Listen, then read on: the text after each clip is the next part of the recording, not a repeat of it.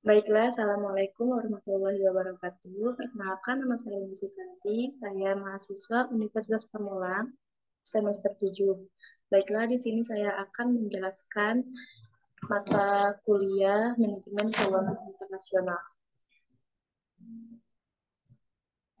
Baiklah, gambar yang pertama ini menjelaskan beberapa faktor spesifik yang memungkinkan tata kelola yang lebih kuat dan oleh karena itu akan meningkatkan aktivitas perdagangan di pasar saham.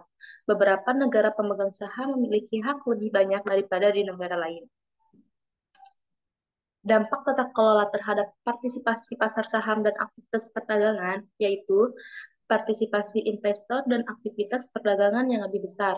Partisipasi investor dan aktivitas perdagangan yang lebih besar dibagi lagi menjadi tiga, yaitu yang pertama keputusan manajerial untuk melayani pemegang saham, yang kedua transparansi yang lebih besar dari kondisi keuangan perusahaan, yang ketiga hukum sekuritas yang kuat. Keputusan manajerial untuk melayani pemegang saham dibagi lagi menjadi dua, yaitu kekuatan suara pemegang saham dan yang kedua hak pemegang saham yang kuat. Sedangkan dari transparansi yang lebih besar dari kondisi keuangan perusahaan, yaitu tingkat korupsi korporat rendah dan pengungkapan keuangan tingkat tinggi. Dampak karakteristik tata kelola secara umum, pasar saham yang memungkinkan lebih banyak hak suara bagi pemegang saham, lebih banyak perlindungan hukum, lebih banyak penegakan hukum undang-undang, dan persyaratan akuntansi yang lebih ketat menarik lebih banyak investor yang bersedia untuk berinvestasi di saham. Hal ini memungkinkan untuk lebih mempercayai diri di pasar saham dan harga yang lebih besar.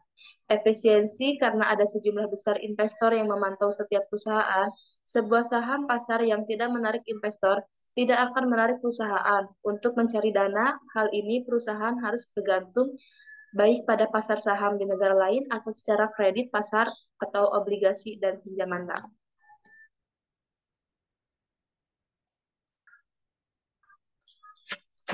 Gambar kedua ini bagaimana bank sentral dapat mengurangi inflasi?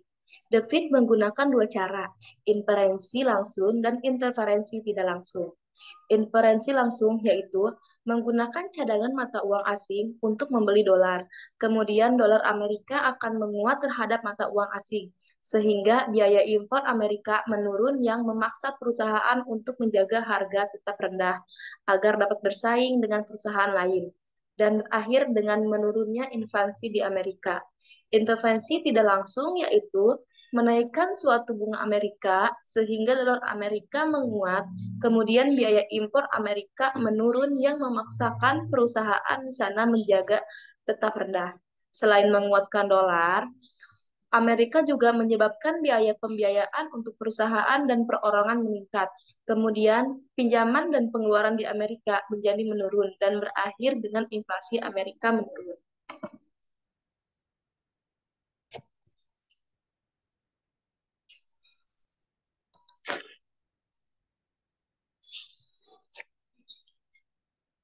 Nah, penjelasan yang ketiga itu bagaimana pasar keuangan melayani MNC.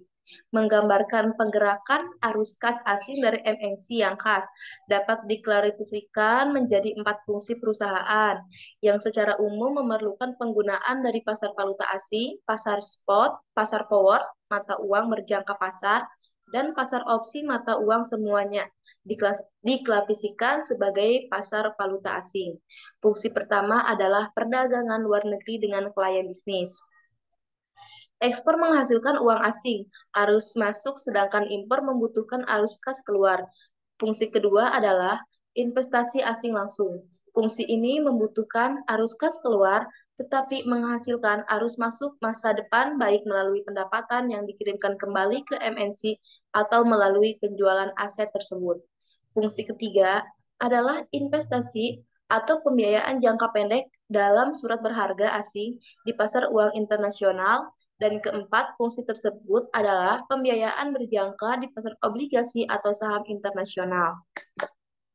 Sebuah MNC dapat menggunakan internasional pasar uang atau obligasi untuk memperoleh dana dengan biaya rendah daripada yang diperoleh secara lokal.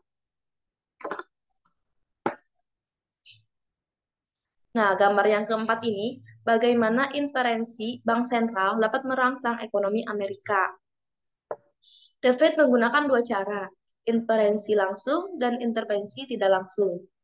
Inferensi langsung yaitu menggunakan cadangan dolar untuk membeli mata uang asing, kemudian dolar Amerika akan melemah terhadap mata uang asing. Sehingga ekspor Amerika akan meningkat karena negara luar membeli produk Amerika dan impor Amerika akan mengalami penurunan dan berakhir dengan pertumbuhan ekonomi Amerika yang meningkat. Inferensi tidak langsung, yaitu menurunkan suku bunga Amerika sehingga dolar Amerika melemah. Kemudian, ekspor meningkat dan impor menurun. Selain melemahkan dolar, Amerika penurunan suku bunga juga menyebabkan biaya pembiayaan untuk perusahaan dan perorangan menurun, sehingga pinjaman dan pengeluaran Amerika Serikat menurun dan berakhir dengan pertumbuhan Amerika yang meningkat.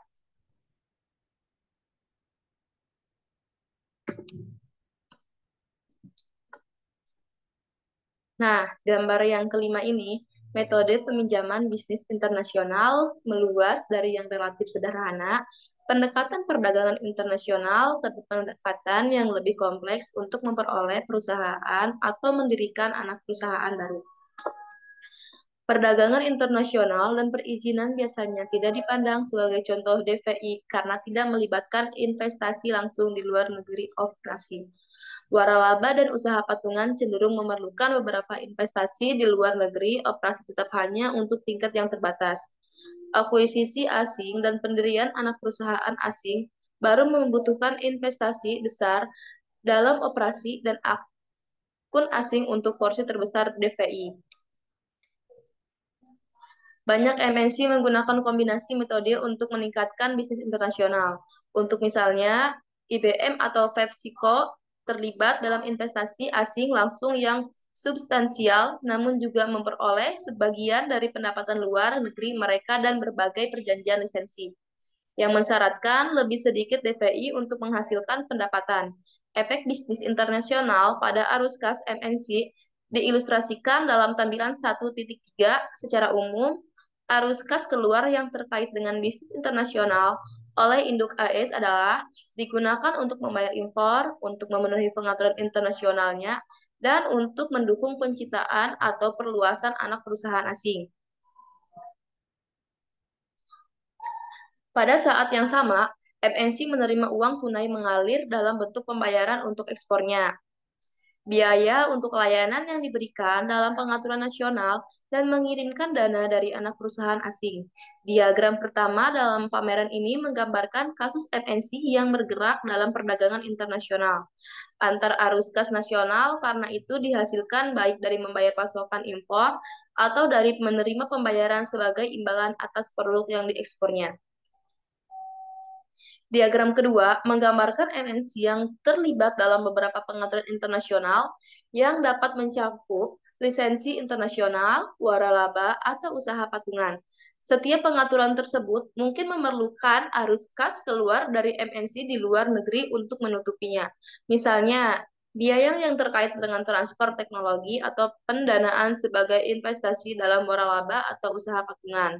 Pengaturan ini menghasilkan arus kas untuk MNC dalam bentuk biaya untuk layanan. Misal teknologi bantuan dukungan yang menyediakan diagram ketiga dalam tampilan 1.3 ini menggambarkan kasus MNC yang terlibat dalam penanaman modal asing.